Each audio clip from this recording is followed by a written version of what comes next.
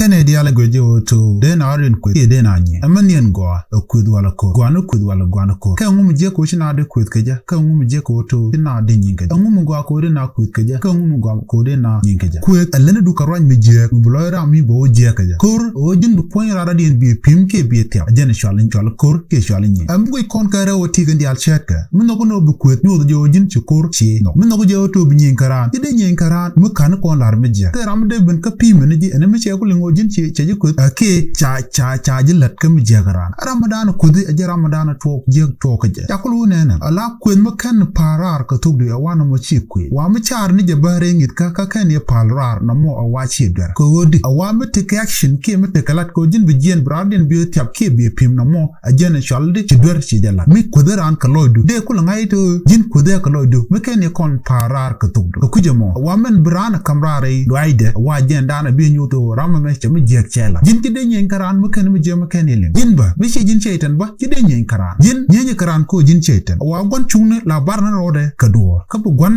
jengne ba guru je bo banro ten ko bo re ka mi ci togo tane guru ne na ala kueeth kana kur kan dang raw perkan je kan dang raw tel mu gware din e chang bu nga ko gwano la kudene na ko ngak la mu ko na kur wa kan dang raw je ko kueeth mu bo nu yo a kur ka kur ba be ka kueeth ke ka chang je ga dan tre